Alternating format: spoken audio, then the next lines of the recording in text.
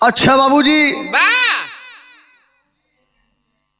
आज बाबा बिरभानपुर सिकंदरा प्रयागराज की पावन पवित्र सजमी पर आप सम्मानित बड़े भाई अजय कुमार विश्वकर्मा के देखरेख में एक दर्दनाक हादसा, अहमदाबाद प्लेन दुर्घटना गीत के माध्यम से आप लोगों के बीच में प्रस्तुत बा। हमारे साथी कलाकार हैं, हारमोनियम पर संगत कर रहे हमारे बड़े भाई स्वनेश कुमार बिंद, पप्पू भैया, और हमारे साथ ढोलक पर संगत कर रहे बिरहा जगत के बहुत सुंदर ढोलक वादक आप उस्ताद रामदेव, और कोरस पर हमारे बड़े भाई ओम प्रकाश हरिया पृथ्वीपुर के पावन पवित्र सजमी से। आप अगले कोरस वाले हमारे बड़े भाई आप राजू भैया।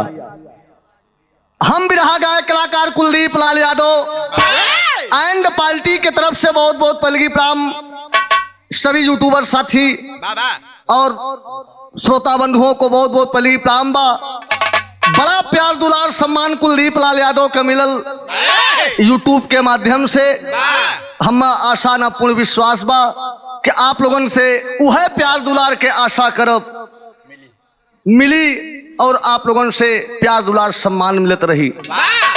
बिरहा जगत में मास्टर 4 लाइन भूमिका के अंदाज बा।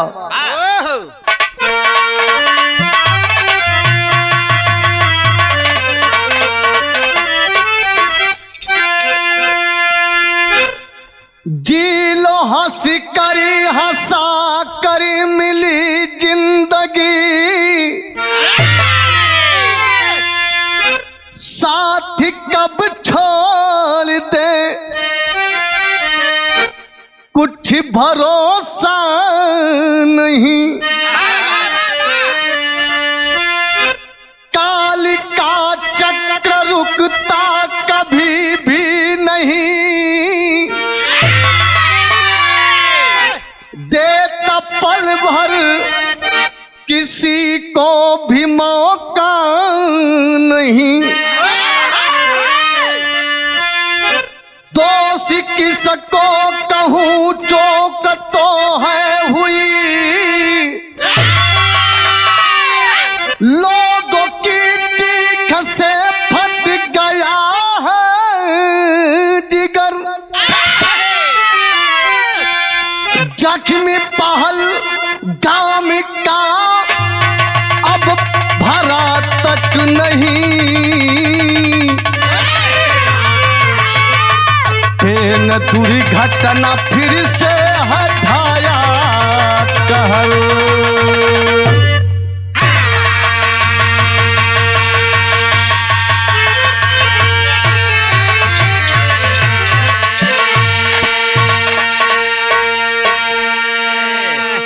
ए भैया, दोषी किसको कहूं चूक तो है हुई, भाई गलती तो भई।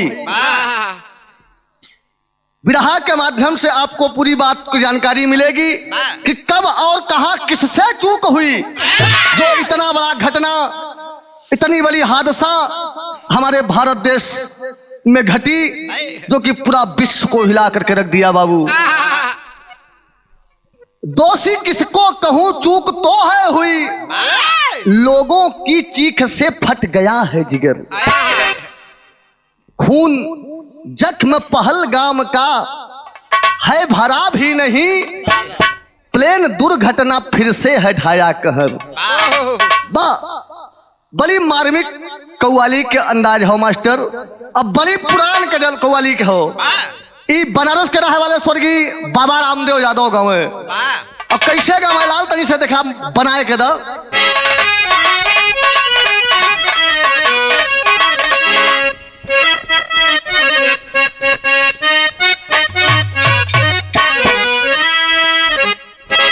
अरे ये मुसाफिर कि ऐ मुसाफिर भटक भटकता है क्यों दर बदर। एकदम सही हो।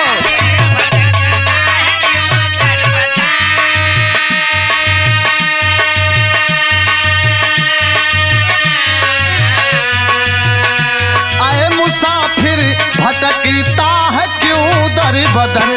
दोनों आलम का रहावर मदीने में है। आए मुसाफिर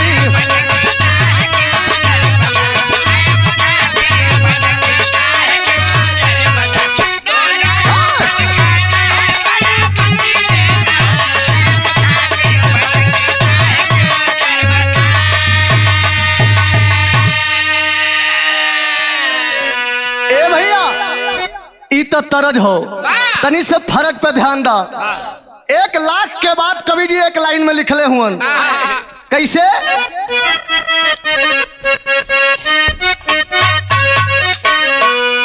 अरे फेल व्यवस्था, अरे फेल व्यवस्था मेरी या की तकनीक है, तकनीक है।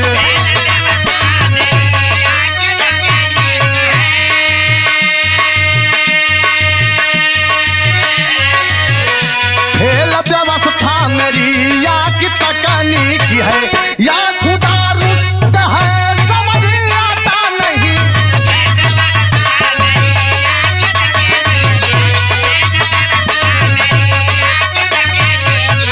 या खुदा रुस्त है समझ आता नहीं।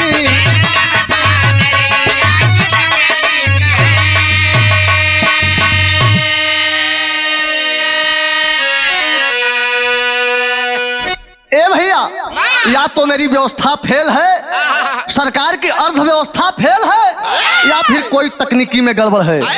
घटना इसी 2 कारणों से घटी। तब कहानी के शुरुआत में मास्टर नजम के लाइन में कैसे लाल?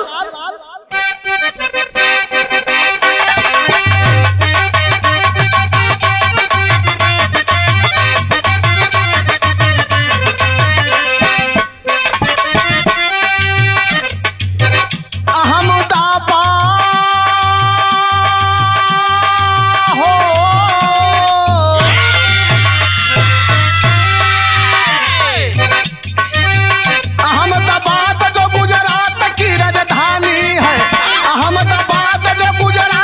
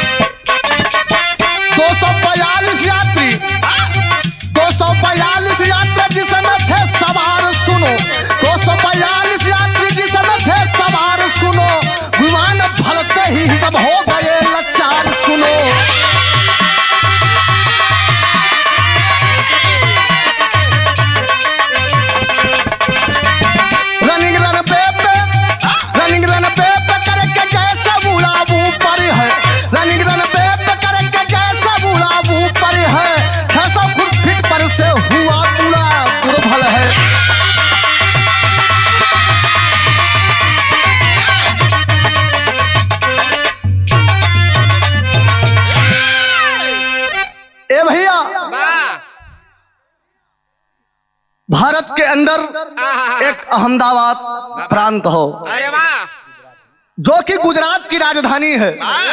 गुजरात प्रांत के अंतर्गत अहमदाबाद जो गुजरात की राजधानी है, अहमदाबाद में 12 जून गुरुवार दिन सन 2025 पूरा मुल्क ऐसी घटना हुई कि पूरा मुल्क शोक में डूब गया बाबू।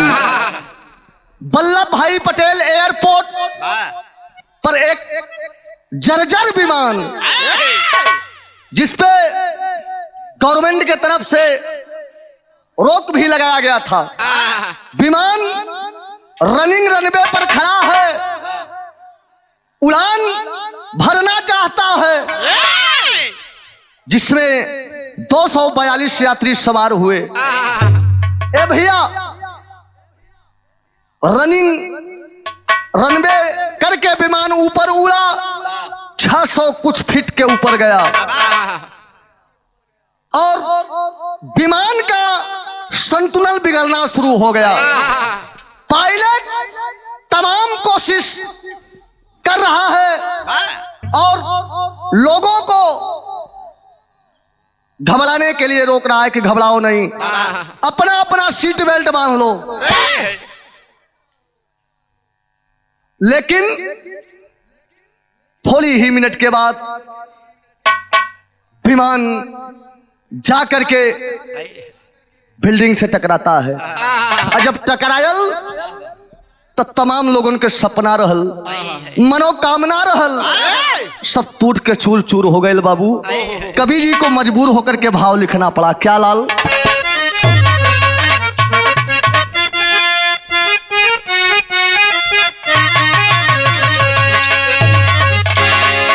वह तरजबा कैसे मास्टर कि हम प्रीतिया, अरे हम प्रीतिया, कि हम प्रीतिया करीतियो न जनली, कि हम प्रीतिया करीतियो न जनली, अरे जिंदगी जवानी हो गई, कि हम प्रीतिया करतियो न जनली, अरे जिंदगी जवानी हो गई, लेकिन कि अब ही दुल्हा अब ही मुर्गा, अब ही दुल्हा के चढ़ली जवनिया, कि दुल्हन पुरान हो गईल,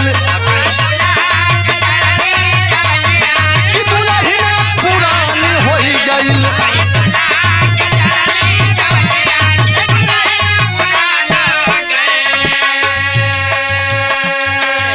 लेकिन बाबू उस प्लेन में बैठने वाले लोगों के अंदर तमाम आशा विश्वास, तमाम प्रकार की कल्पना, तमाम अरमान सजा करके प्लेन में बैठे। तो खिलल बगिया,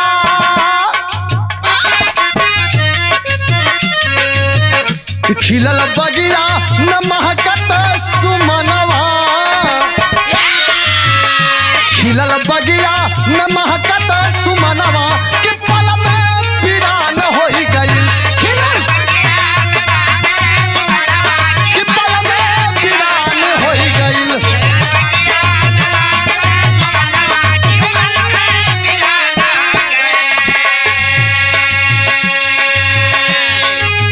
कि खिलल बगिया में महकत सुमनवा,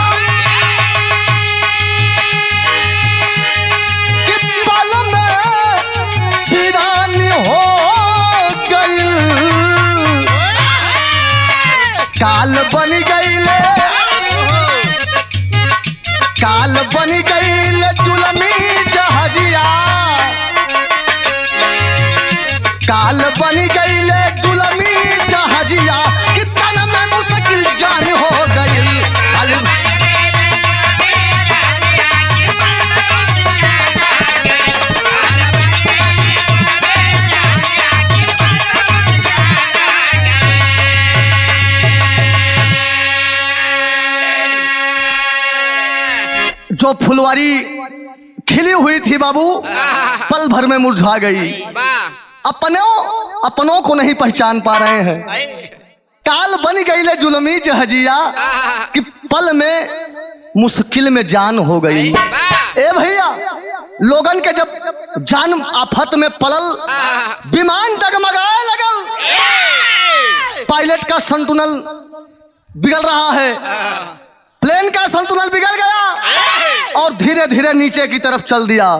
तमाम कोशिश कर रहा है पायलट, लेकिन विमान कंट्रोल नहीं हो रहा है। अजब कोशिश बेचारा कर रहा है।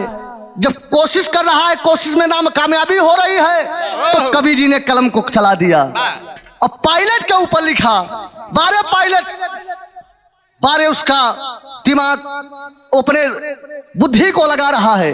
किस तरह से मास्टर? गीत के लाइन में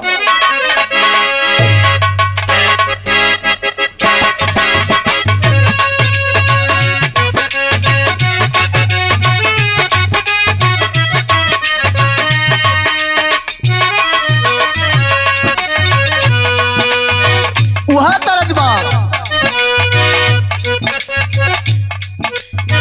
सुनली की सासुर में झुर झुर का मोती झरे,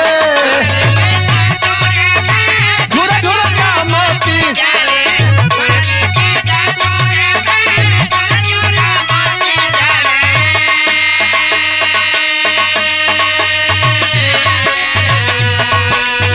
मोरे लेखा मोहरे लेखा, मोरे लेखा सतुआ सा बनवाए बाबूजी, मोरे लेखा मोहरे लेखा मोरे।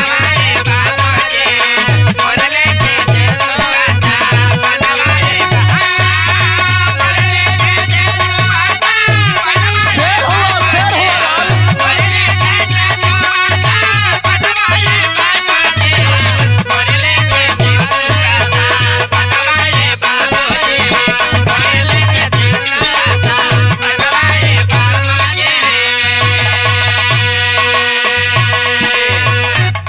ए भैया, पायलट अपने बुद्धि को लगा रहा है। कैसे? कोशिश हजारा कैले, मेहनत बेकारा भइले।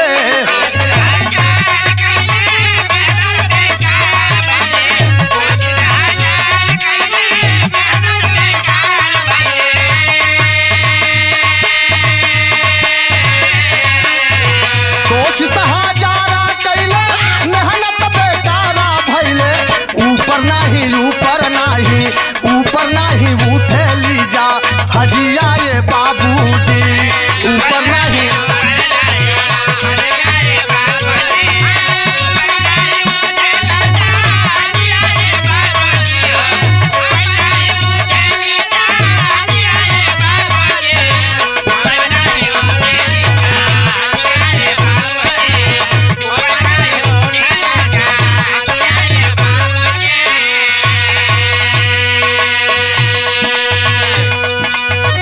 हजार कोशिश पायलट कर रहा है, कोशिश हजार कैले, मेहनत बेकार भइले। और ऊपर नहीं उठेला विमानवा ये बाबूजी, विमान ऊपर नहीं उड़ रहा है, धीरे धीरे नीचे आ रहा है। तब अंतरा के लाइन में बतावा के पड़ल।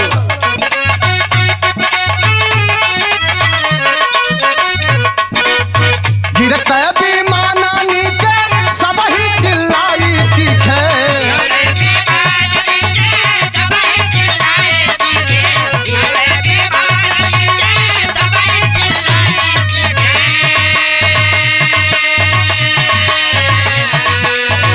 अपनों के याद सतावे, बैठे कोई छाती पीटे।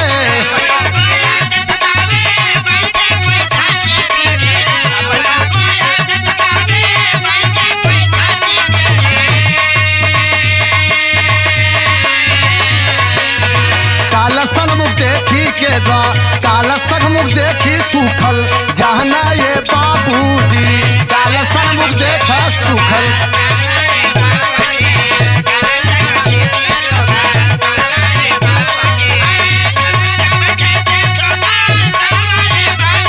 अरे दिया पत्थर, क्या बात है?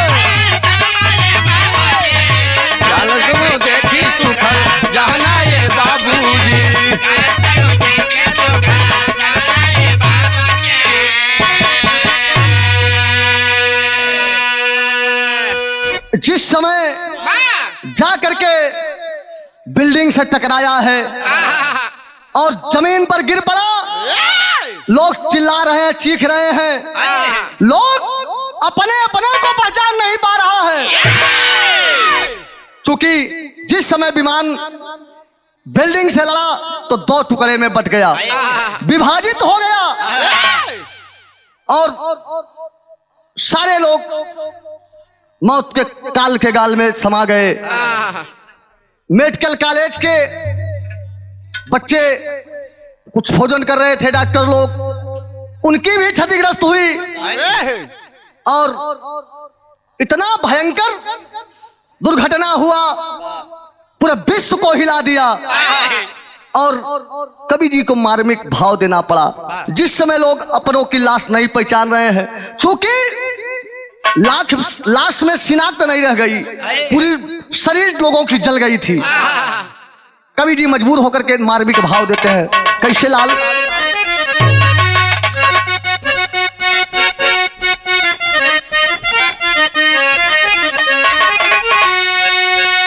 अरे बिल्डिंग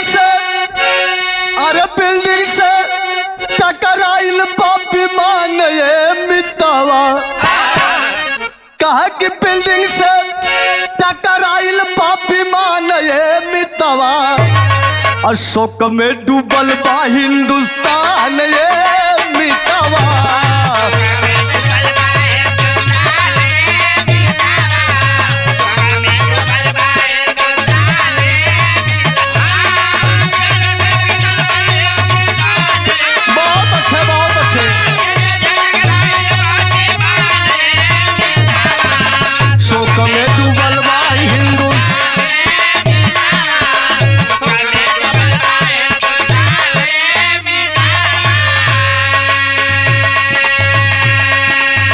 बिल्डिंग हॉस्पिटल का डॉक्टर करत भोजनवा,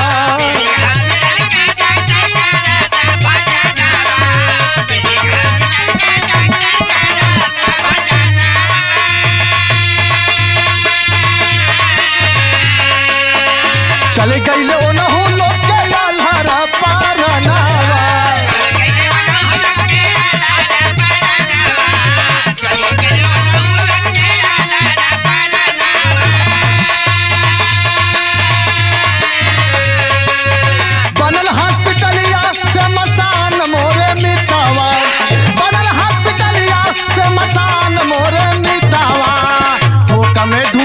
हिंदुस्तान ये मिटावा,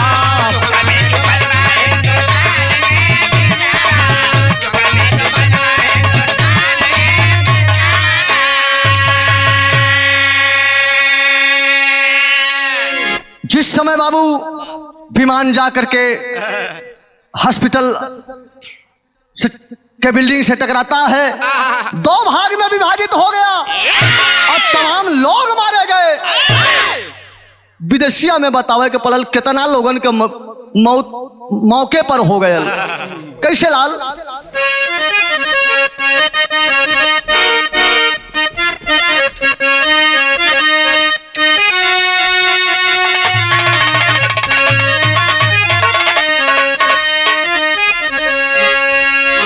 भाई लबी सब फोटा टुकड़े मैं बटल भी मनावा हो,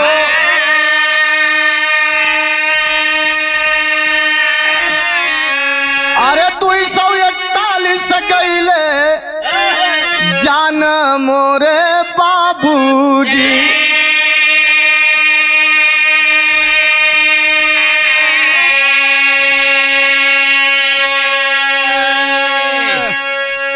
केहू नहीं केहू से कुछ काहे पवले बतिया हो,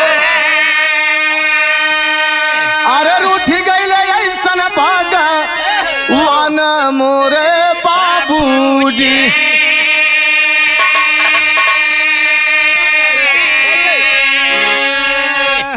चलल बा खबर सुने,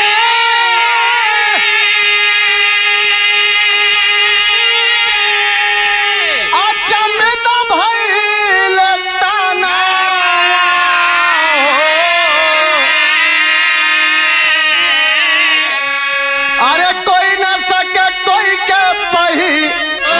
पहचान मोरे बाबूजी।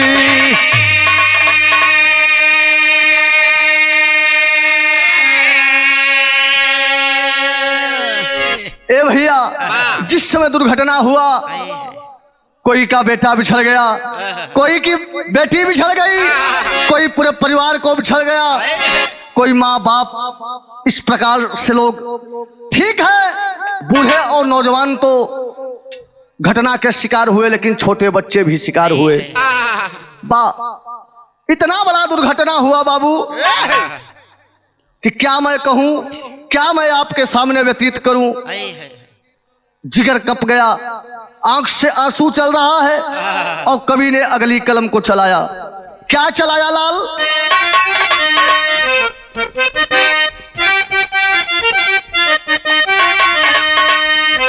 अरे मोरी राम दुर्घटना ऐसन काहे के घटल, अरे दुर्घटना ऐसन काहे हो, दुर्घटना ऐसन काहे के घटल, त कैसे चैन सजी हाँ जेकर खोया अपना अपना अपना अपना अपना, कैसे चैन सजी है जेकर खोयल अपना, दुर्घटना ऐसन काहे के घटल। शेर में कवि जी ने लिखा क्या? गुनाहगार किसको कहूं, गुनाहगार किसको कहूं मैं, किसकी जिम्मेदारी है। गुनाहगार मैं क्या कहूं, किसकी थी जिम्मेदारी थी। जर्जर विमान एयर इंडिया का फिर क्यों भरा तैयारी थी। चंद पैसों के खातिर, चंद पैसों के खातिर कितनी बगिया को उजाड़ दिया। बूढ़े जवान की बात छोड़ो, नन्हे बच्चे को मार दिया। ए भैया, बुढ़वा जवान लड़का सयान के तो बात छोड़ दो, जोन गोदी में लड़का रहलन, देखे दूध मुहा बोलल जाला, जोन दूध पिए वाला लड़का रहलन, ओनहू के मृत्यु भयल। बा बारे कवि जी पहपट के लाइन बा।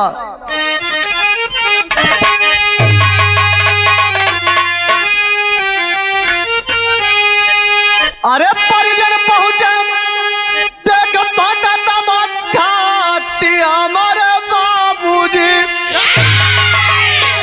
अरे परिजन पहुंचे देख पाता तमाचा हमारे बाबूजी। अब पहचान सके ना क्योंकि यहाँ पर माटी हमारे बाबूजी।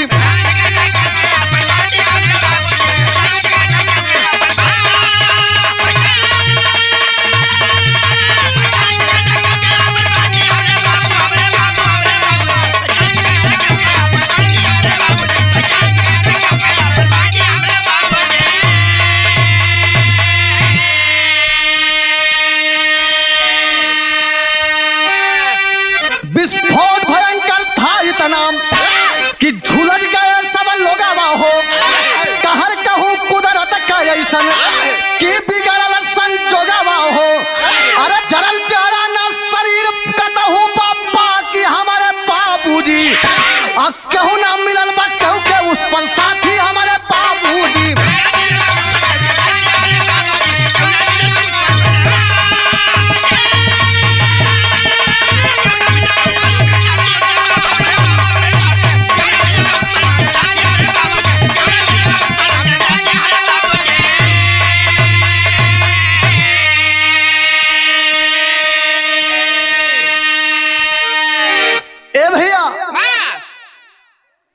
कहर कहूं कुदरत का कि बिगड़ल संजोगवा हो। या संजोग गड़बड़ था या कुदरत का कहर था।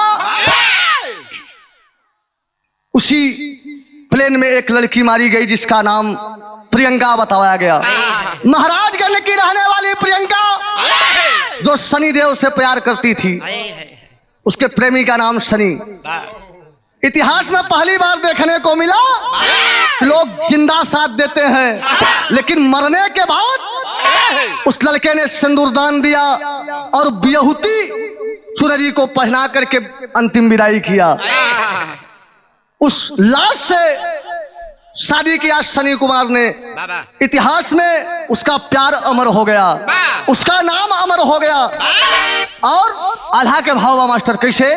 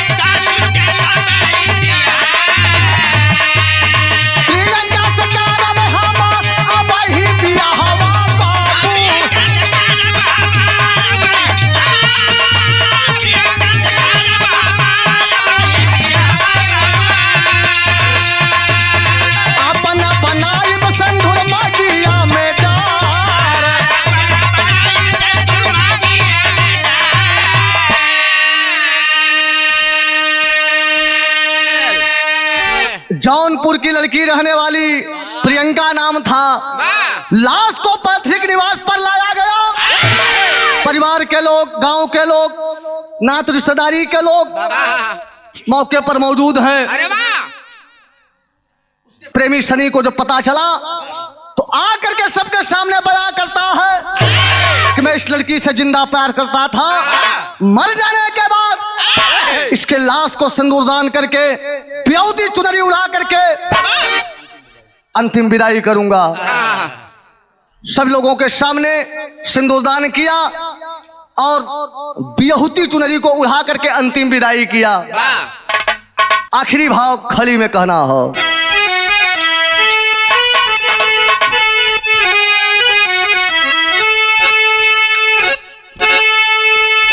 अरे सिंदूर मगिया का कि सिंदूर लसिया के मांग में अरे सजावा मितावा और तन पे बियहुती चुनरिया और हवा मितावा।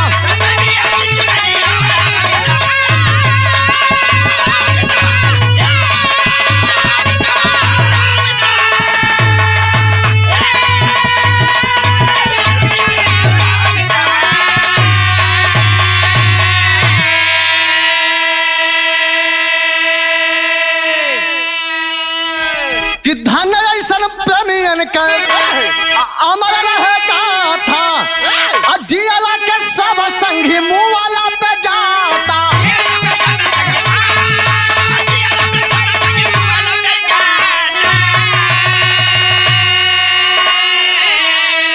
अरे हमारे प्रेम जग में बनाला मितावा अतल पे बियहुती चुनरिया उड़ाला मितावा।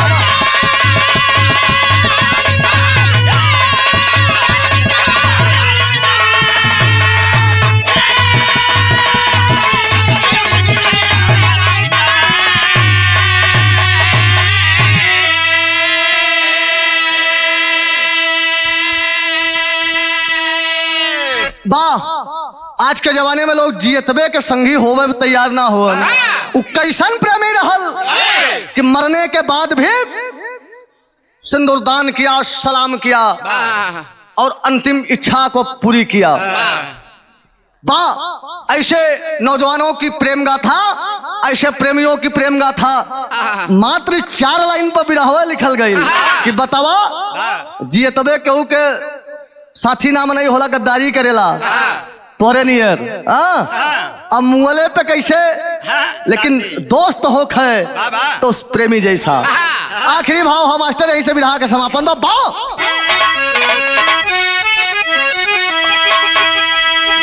गुरु बिहारी गुरु गणेश जी डूब गए हैं गम से,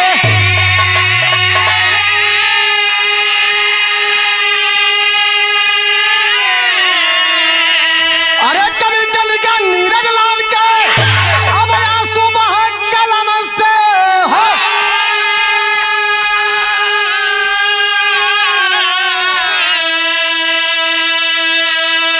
अरे दुर्घटना ऐसन काहे के भयल, तक कुलदीप, अरे तक कुलदीप कल्पना